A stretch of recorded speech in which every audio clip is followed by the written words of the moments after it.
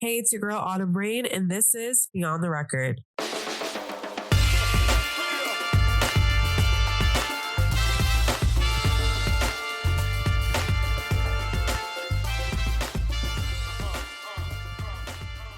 So this week in music and culture, we're starting off strong with Beyoncé and Kamala Harris. It was announced just a day before the rally in Houston that she would be joining. Well, a lot of people said that she was performing. She did not perform, but from what I've seen and what I've heard of her speech, it was really moving, as was Kelly's, who also joined her, Kelly Rowland from Destiny's Child, and her mother, Tina Knowles. So she obviously has endorsed and is promoting Kamala's campaign, as she is the current vice president and the Democratic presidential candidate for this year's election.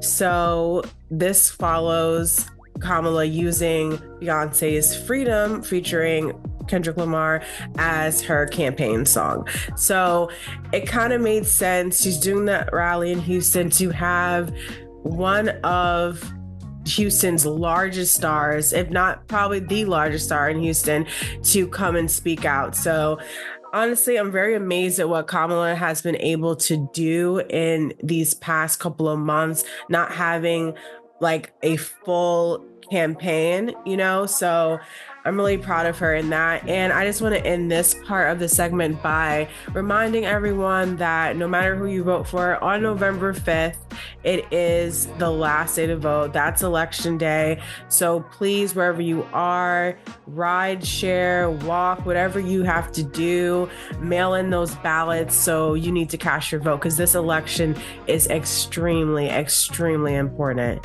So next up in hip hop, a huge story that happened and broke last week was Lil Durk being arrested for murder for hire, basically, allegedly.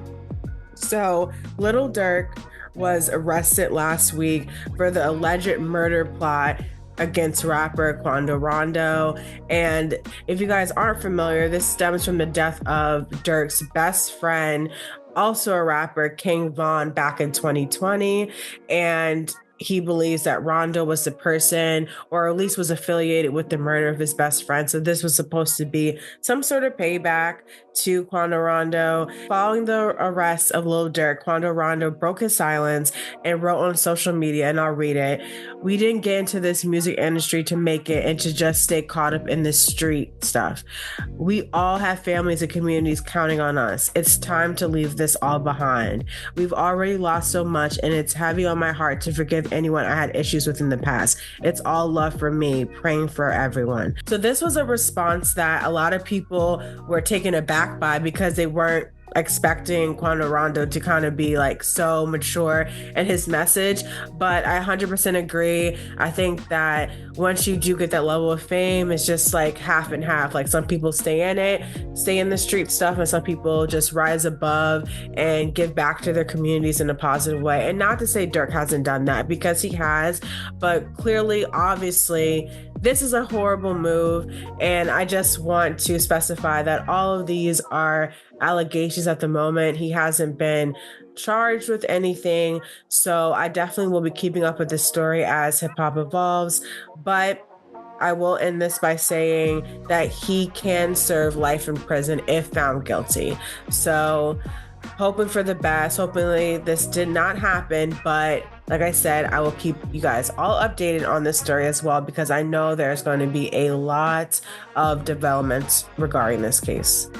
So in a more positive light, we have Tyler, the Creator, who just dropped his new album, Chromakopia, on Monday. Yes, on a Monday, not on Friday. Definitely breaking industry standards. And he said, F that, I'm just going to drop my album. So I love to hear that. Also, what was interesting about this was that he said that his album was going to come out on Monday morning and not at midnight on Monday, which most albums are released. So he said that album's coming up at 6 a.m. You can listen to it when you wake up. You don't have to deprive yourself of sleep for something that is going to be there when you wake up. So I love the Tyler, the Creator. I love how he's just making his own lane as an artist by his music, and also just standing on business and doing what he feels is best for his fans. And, I haven't had a full chance to listen to the album how I want to listen to it. So I'm going to give you guys updates on that, as well as like some of my favorite songs from the album. I've heard such positive reviews, so I know I'm in for a treat for this. And yeah, I just can't wait till I finish that as well. So, and next up, there's an album I did finish, which was Megan's Act 2. And when I tell you, this has to be top 5 of my favorite albums this whole year. No skips on this record. She went right to her Southern roots, and I absolutely loved this project. Like I said, it's top 5 for me. And she also experimented with a little bit R&B in that rock song, like, come on. And the music video, which I want to talk about, for Bigger in Texas, she had so many of notable cameos from Southern legends such as Scarface, Paul Wall, Slim Thug, Johnny Dang. So, and these are people that she's also talked about as inspirations, but so to have them in this music video just makes so much sense, but then also to pay homage to these incredible acts is just chef's kiss for me. So I also want to address this diss that she said that on Bigger in Texas. So I saw this blog say that this was a diss at Cardi, and as most people know, Cardi and Megan are tight. They have several songs together. So I will tell you who I believe this is about once I say the line. So she says, "I'm the youngest B owning her masters, B's oldest F stuck in a deal." So to me, I think that she was talking about Nicki Minaj because A, she has beef with Nicki, and 2, she does own her masters. She has a really cool deal with Warner Music. If you guys want more information on that, I can always talk about that type of stuff. I not love the business side of music, but it's interested in it. So I would definitely have that information for you guys if that's something you're interested in. So you would have to let me know. But I do believe that she was talking about Nicki and not Cardi on this. But like I said, I think that she did her big one with this album. I'm definitely buying the CD, the vinyl, merch, everything. Megan has got me locked in with this one. And last but not least, I want to talk about SZA and Keke Palmer's new film. We just got the trailer. The title is One of Them Days, and it's like a buddy comedy. I think it was really cool. There's some discourse on X about was this needed or not, and I absolutely think it's needed, because to have a theatrical release for 2 Black leads, 2 women Black leads, is huge in 2024, which is actually crazy. But this will be released on January 24th, 2025, so the top of the next year. And it just seems like they're just going back and trying to like get money. So they're trying to like come up with the funds. They have to go through all these things. So like I think I remember one part of the trailer, Keke is like donating blood and stuff like that. So it just seems like a cool comedy flick, and Keke is extremely talented, singing, acting, dancing. She can do it all.